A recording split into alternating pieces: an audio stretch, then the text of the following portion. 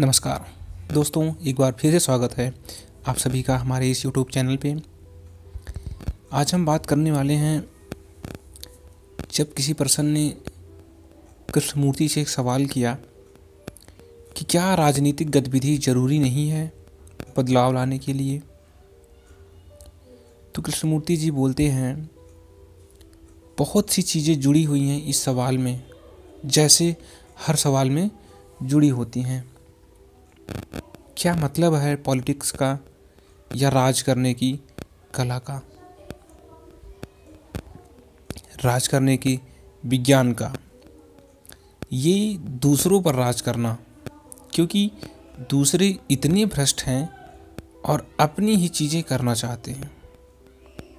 हर एक अपनी इच्छाओं की पूर्ति चाहता है, हर कोई दूसरे से प्रतिस्पर्धा करना चाहता है। तो हम जैसे लोग जो यहाँ हैं, हम सभी अपनी इच्छाओं की पूर्ति करना चाहते हैं और हमारी इच्छाएं दूसरों की इच्छाओं के विरोध में हैं। इस तरह हम पाते हैं एक दूसरे के विरोध में खुद को खड़ा। तो जो ये राज करने की कला है, जरूरी है, क्योंकि लोग भ्रष्ट हैं और उन लोगों को सिर्फ उनके अपने आप पर छोड़ दिया जाए तो वे एक खतरनाक जानवर हैं। इसीलिए उन्हें किसी तरह काबू किया जाना चाहिए, उन पर राज किया जाना चाहिए, और यही हो रहा है। ज़्यादा से ज़्यादा नियम, ज़्यादा से ज़्यादा पुलिस, सेनाएं, ज़्यादा से ज़्यादा युद्ध की सामग्री। तो क्या है ये राज करने की कला? कृष्णमूर्ति जी कहते हैं, क्या तुम्हें मालूम है कला का मतलब? कला की अभिव्यक्ति नहीं, कला का मतलब। कला का मतलब होता है हर चीज़ को उसके स्थान पर रखना, हर चीज़ को, हर विचार को, हर क्रम को, हर मानव को। और जब हम ये सही क्रम नहीं ला पाते, हम ये कला अपने अंदर नहीं ला पाते। अपने घर को, अपने आप को एक सही क्रम में सुनियोजित करने की तो कोई दूसरा इसे करता है। एक सही क्रम में सुनियोजित करने की तो कोई दूसरा इसे करता है।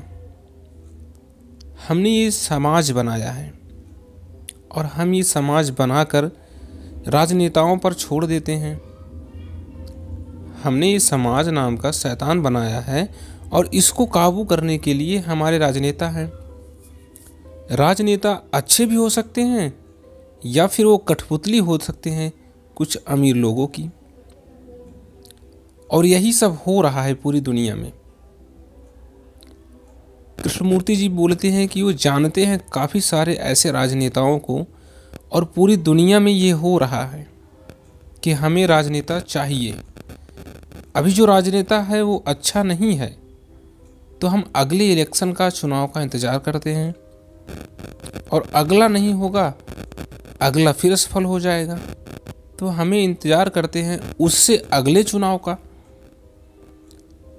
और यही सब हम पूरी दुनिया में कर रहे हैं, नए नेताओं के इंतज़ार में, जो कि अभी का नेता अच्छा नहीं है लेकिन अगला नेता अच्छा होगा, और यही क्रम आगे बढ़ता जा रहा है। ये खेल बहुत समय से चल रहा है और कोई नेता नहीं है, कोई किताब नहीं है, और कोई मसीहा या गुरु नहीं है जो हमारी मदद करेगा। कृष्णमूर्ति जी बोलते हैं, अगर इस चीज़ की अनुभूति बहुत गहरे में हो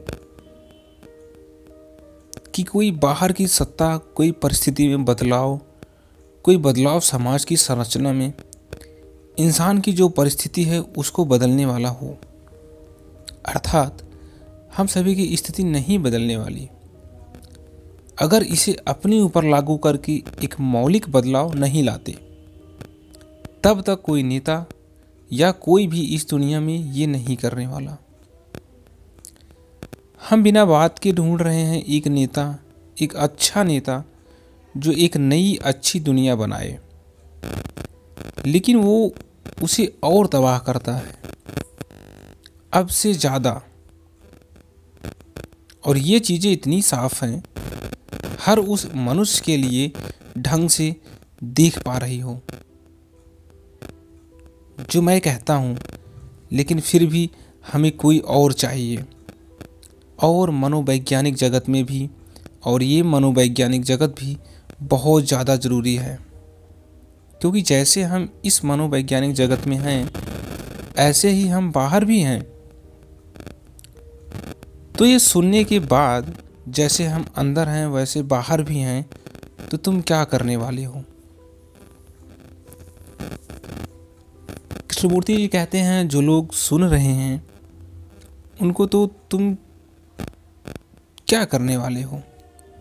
क्या तुम ये बोलोगे बहुत अच्छा आपने कहा, लेकिन हमारे लिए बहुत मुश्किल है बदलना? कृष्णमूर्ति जी कहते हैं क्या करोगी अब तुम इस वीडियो को देखने या सुनने के बाद, कि हमारे लिए बहुत मुश्किल है बदलना, क्योंकि जो शक्ति या जो भी मांगा गया है वो मुझ में नहीं है। हम में से हर एक चीज़ों को स्वीकार करता है,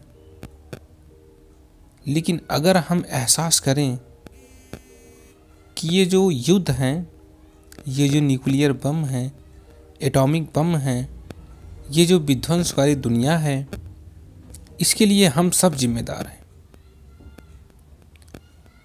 और हम सब इस जिंदा जिम्मेदारी को एहसास करें, इस जलती हुई जिंदा जिम्मेदारी को महसूस करें।